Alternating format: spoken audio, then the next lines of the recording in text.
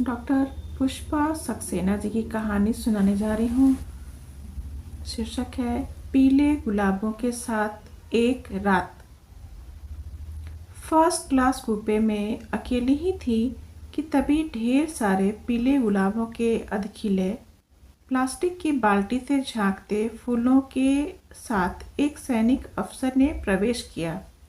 बाल्टी कंपार्टमेंट की खिड़की के पास रख एक हल्की मुस्कान के साथ मेरी ओर देखकर कहा, पूरी रात आपको मीठी खुशबू मिलती रहे। Good night. कुछ पूछने का मौका दिए बिना वह जा चुका था।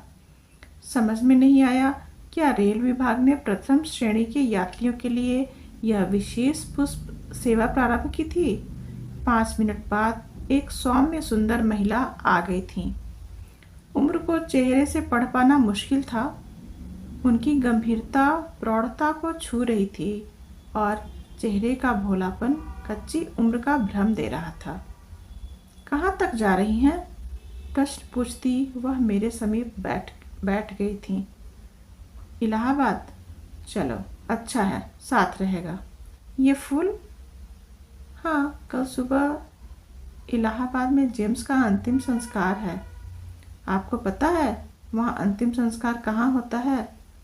एक अज्ञात भय से मैं जड़ हो गई। नहीं, मुझे नहीं पता। शायद गंगा के किनारे कहीं होता होगा।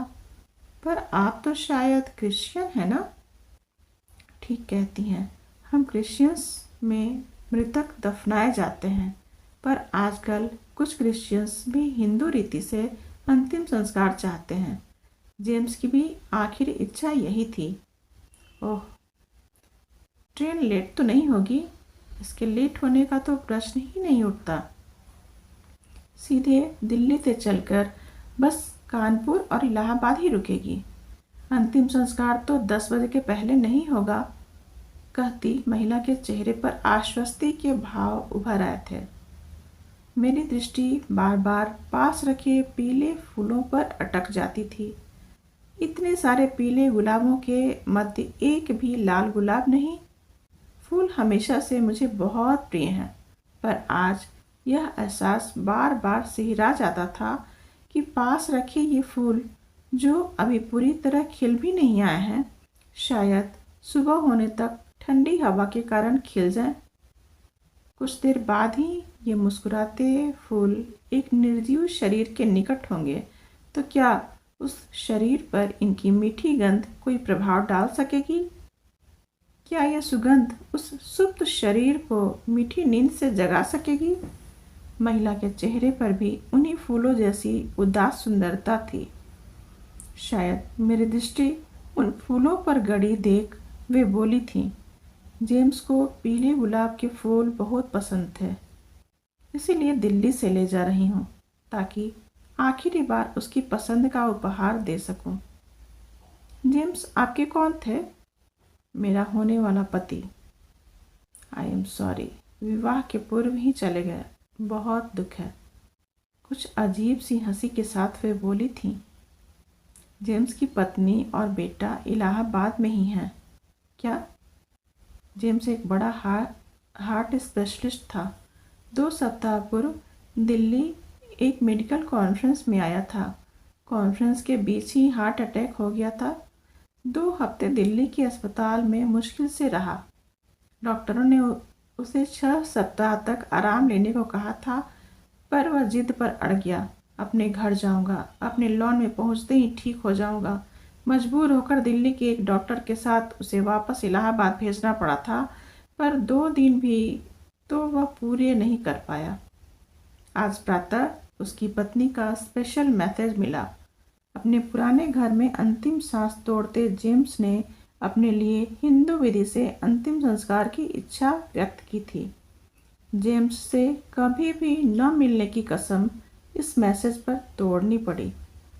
मेरे मुख पर आए विस्मय को देखकर ही वे कहती गई थी, जेम्स जब मेडिकल कॉलेज के अंतिम वर्ष में था, तब मैं अंग्रेजी विषय लेकर एमए कर रही थी। पड़ोसी होने के साथ ही हमारे परिवारों में बहुत घनिष्ठता थी। कीड़े मकोड़ों को पकड़ उनके अंग प्रत्यंगों को बचपन से ही जेम्स जिस रुचि से देखता था उसकी वही रुचि मेरे मन में वितृष्णा जगा जाती थी। तुम कितने गंदे हो जेम्स, वह मुग्ध हो हंस पड़ता था। जेम्स के घर के सामने एक छोटा सा बाग था। उसी में एक और गुलाबों की क्यारी थी। कहीं से एक नन्हा सा गुलाब का पौधा लाकर मैंने गुलाबों की क्यारी में रोप दिया था। हमारा घर जेम्स की ऊपर वाली मंजिल पर था, अतः अपना बागवानी का शौक जेम्स के गार्डन से ही पूरा कर लिया करती थी। बहुत उत्सुकता से हम दोनों उस पौधे के बड़े होने का इंतज़ार करते रहे। जेम्स कभी उसमें ज़रूरत से ज़्यादा खाद डालता तो कभी मैं पानी की नदी बहा देती। किस रंग का गुलाब खिलेगा हम शर्त लगाते रहते थे। सचमुच जिस दिन उसमें पीले रंग की कली दिखाई दी, जेम्स खुशी से फूल उठा। देखा lily, yellow rose, I love your yellow colour. वह पीला गुलाब कब खिले जब हम जैसे पागल हो उठे थे। 2 दिन बाद जब अपने पूर्ण दर्प के साथ पीला गुलाब खिला, हम दोनों उसे विस्मय विमुग्ध निहारते रह गए थे। और जिस दिन वह पीला गुलाब झड़ा, उसकी पंखुड़ियाँ बिन हम दोनों ने अपनी किताबों में भेंट कर समेट ली थीं। फूल की एक एक पंखुड़ी के झरते लगता जैसे हमारे सपने झर रहे हैं। इसीलिए उन सपनों को अपनी पुस्तकों में हम कैद करते गए।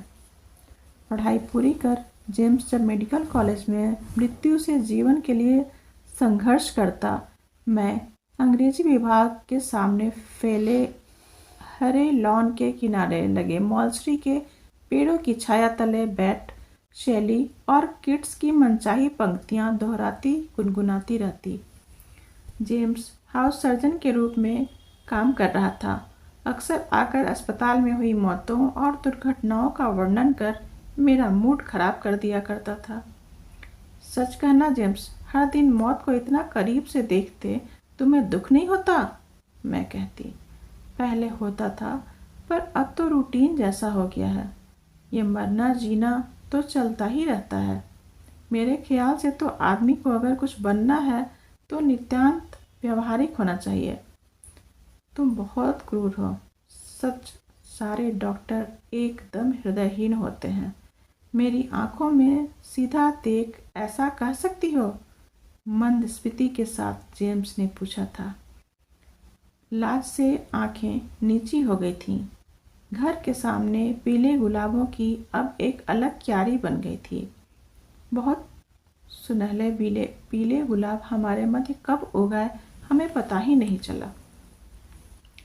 शहर में कोई अजीब बीमारी फैली थी। तेज बुखार के साथ खून की उल्टियां होते ही रोगी अचेत हो जाता था। कई लोग मृत्यु के मुंह में जा चुके थे। तेज बुखार आते ही मैं किस कदर भयभीत हो उठी थी। जेम्स ने जैसे ही मेरी नब्ज देखने को हाथ पकड़ा, मैं फफक पड़ी थी। अब नहीं बचूंगी जेम्स। अगर मुझे कुछ हो जाए तो दफनाना नहीं, जला देना। मैं नहीं चाहती कब्र में कैद मेरी आत्मा छटपटाती रहे। प्यार से मेरे माथे पर बिखर आए बालों को हटाते हुए जेम्स ने कुछ नहीं कहा, बस तुरंत बाहर चला गया। 1 सप्ताह बाद जब मैं पूर्णतया स्वस्थ हो गई तो संतरे की फांक थमाते जेम्स ने शैतानी से पूछा, तो मरने के बाद आपकी तमन्ना है कि इस सुंदर देह को जला दिया जाए? सच जेम्स, मैं हमेशा सोचती हूँ, जब मैं रही ही नहीं तो बेकार अपने नाम की जगह घेरने से क्या फ़ायदा। पीढ़ी दर पीढ़ी लोगों को फूल चढ़ाने की खानापुरी करनी पड़ती है ना। गंभीर जेम्स ने कहा था। पता नहीं कैसे अपने प्रिय को लोग जला देते हैं। तुम नहीं हो, पर धरती के एक कोने में तुम सो रही हो, सोचकर क्या अच्छा नहीं लगेगा? बिल्कुल नहीं। तुम ही कहो, जिस रूप में मैं सो रही होंगी उसे बार बार देखने की तुम्हारी इच्छा होगी? नहीं जेम्स, एक निर्जीव शरीर के प्रति वितृष्णा हो सकती है, प्यार नहीं। इसलिए उस रूप में मैं नहीं रहना चाहती। मुझे तो तुम। उत्तर के पूर्व जेम्स का सबल हाथ मुंह बंद कर गया था। जेम्स को अमेरिका जाने की छात्रवृत्ति मिल गई थी। जेम्स के सपने आकाश छूने लगे। वहाँ से आते ही एक प्राइवेट नर्सिंग होम खोलूँगा, हार्ट सर्जरी में स्पेशलाइज कर हल्का मचा दूँगा। हाँ, सबसे पहले तुम्हारा हार्ट ट्रांसप्लांट करूँगा। इतनी कमज़ोर दिल वाली लड़की मेरी पत्नी नहीं बन सकती। ज़रा ज़रा सी बात पर रोने लगती हो, डरपोक कहीं की। तुम्हारे लिए तो एक फौलादी दिल तैयार करूँगा। मम्मी ने कई बार मुझसे पूछा, क्या जेम्स के अमेरिका जाने के पहले शादी संभव नहीं है? जेम्स की माँ मम्मी की बात सुनते ही नाराज़ हो गई थी। वहाँ लड़का रिसर्च करने जा रहा है, वाइफ को लेकर क्या खाप काम करेगा? शादी तो लौट कर ही होगी, 2 साल की ही तो बात है, तब लिली एमए पूरा कर सकती है। जेम्स ने बात हंसी में टाल दी थी। सपोज मैं वहाँ किसी और लड़की को चाहने लग जाऊँ तो क्यों बेकार पहले ही बंधन में बंध जाऊँ, ठीक है ना? मेरी डबडबाई आंखों पर जेम्स शैतानी से हंस पड़ा था। मैं खींच उठी थी। जेम्स की विवशता मैं समझती थी। यह सच था, जेम्स की स्कॉलरशिप में मेरा गुजारा असंभव था। फिर अमेरिका आने जाने के लिए लंबी रकम भी हम कहाँ से लाते? जाने के पहले मम्मी की जिद और जेम्स के आग्रह पर जेम्स की मम्मी इंगेजमेंट के लिए राजी हो सकी थी। उंगली में अंगूठी पहनाते जेम्स ने धीमे से कहा, अब मेरी कैद में हो। डर था मेरे पीछे कोई उड़ा न ले जाए। 2 साल बाद आकर देखूंगा, अंगूठी ढीली नहीं होनी चाहिए। अपनी परवाह रखना, एक एक इंच का हिसाब लूँगा। मैं मुस्कुराती थी। जेम्स ने 2 की जगह पूरे 5 वर्ष लगा दिए थे। शुरू के पत्रों में उत्साह और उल्लास झलका पड़ता था। अचानक उन पन्नों के मध्य कैथरीन का शोक युवा चेहरा यदाकदा झांकता दिखाई पड़ने लगा। एक बार हंसी में लिखा था, कहीं तुम्हारे विभागाध्यक्ष की सुंदरी कन्या कैथरीन लिली का स्थान तो नहीं ले रही है? कुछ ज़्यादा ही तुम्हारी परवाह करती लग रही है। जेम्स ने लिखा था, कैथरीन पीले गुलाब सी है। अगर लिली से ज़्यादा पसंद आ जाए तो क्या आश्चर्य है। तुम तो जानती ही हो, पीले गुलाब मेरी कमजोरी हैं। फिलहाल अभी तक तो लिली से ही जुड़ा हूँ। Don't worry my love. Lily न जाने जेम्स के आश्वासनों पर भी आतंकित होती गई। 2 वर्ष की लंबी अवधि कटने से पूर्व ही जेम्स ने लिखा था, विभागाध्यक्ष उसे और ऊंची छात्रवृत्ति के साथ शोध कार्य करने का आग्रह कर रहे थे। इस शोध से उसका जीवन बन जाएगा। बात 1 आध वर्ष की थी। जेम्स के घर में अमेरिका से आने वाली सौगातों ने उसे सहर्ष शोध जारी रखने की अनुमति दे दी थी। मम्मी परेशान थीं और 2-4 वर्षों में तो लड़की बूढ़ी हो जाएगी। अब तो जेम्स की छात्रवृत्ति 2 व्यक्तियों के गुजारे के लिए पर्याप्त थी। अमेरिका जाने के लिए भी मम्मी धन जोड़ देने के लिए प्रस्तुत थीं, पर जेम्स की ओर से जरा सा भी आग्रह न था। इस बीच कई प्रस्ताव आए। मम्मी ने दबी जुबान पर सोचने के लिए भी कहा, पर जेम्स के अलावा किसी अन्य की कल्पना भी मेरे लिए असंभव थी। 3 वर्षों बाद जेम्स के पत्रों का सिलसिला लगभग टूट सा गया। जेम्स की मम्मी से हालचाल पूछने पर एक ही उत्तर रहता था, वह वहाँ पढ़ने गया है, पत्र लिखने में फालतू समय वेस्ट नहीं करता। 5 वर्षों बाद जेम्स मिसेस कैथरीन जेम्स और एक 7 मास के बेटे के साथ वापस आया था। जेम्स की मम्मी ने गोरी चिट्टी मेम वधू पाकर अपने भाग्य को सराहा। अरे, इंडिया की क्रिश्चियन सोसाइटी में जेम्स के लायक लड़की ही कहाँ मिलती। उसे अपना कैरियर भी तो देखना था। इतना बड़ा हार्ट सर्जन है, आखिर उसे सोसाइटी में मूव करना है। जेम्स के आने की खुशी में एक पार्टी का आयोजन किया गया था।